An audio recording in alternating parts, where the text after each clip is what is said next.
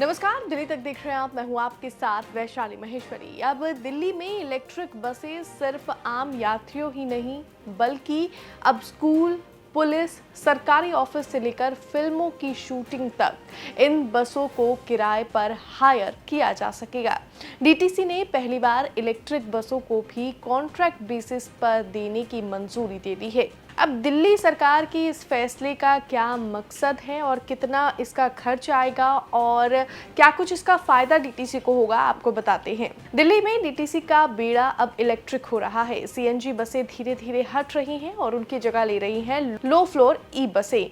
अब तक सिर्फ सीएनजी, एसी और नॉन एसी बसें ही हायर की जा सकती थी, लेकिन अब ये सुविधा इलेक्ट्रिक बसों के लिए भी खोल दी गई है। सरकारी एजेंसियों, Delhi police, private school, tourism department और फिल्म प्रोडक्शन हाउसेस अब सभी इलेक्ट्रिक बसें किराए पर ले सकेंगे। दिल्ली के परिवहन मंत्री डॉक्टर पंकज कुमार सिंह ने बताया कि दिल्ली सरकार का टारगेट है कि अगले 1 साल में डीटीसी को रेवेन्यू सरप्लस संस्था बनाया जाए। इसी प्लान के तहत डीटीसी बोर्ड ने ई बसों के लिए खास किराया स्ट्रक्चर को भी मंजूरी दी है। अब बात करें इन बसों को किराए पर लेने के रेट्स की, तो प्रति किलोमीटर किराया तय किया गया है 110 रुपए और न्यूनतम 70 किलोमीटर की बुकिंग होना जरूरी है। यानी हर दिन कम से कम 7700 रुपए देने होंगे एक इलेक्ट्रिक बस के लिए।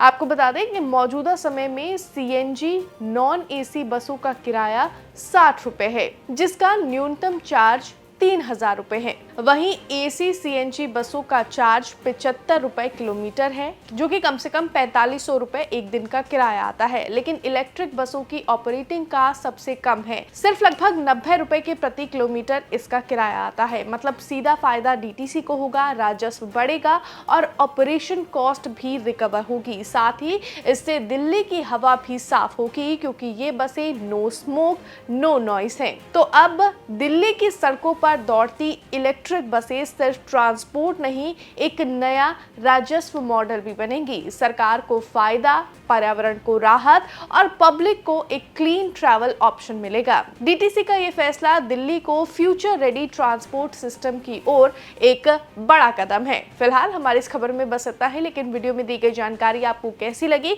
कमेंट्स में हमें जरूर बताएं। मुझे दीजिए इजाजत और दिल्ली से जुड़ी हुई तमाम खबरों के लिए देखते रहिए दिल्ली तक।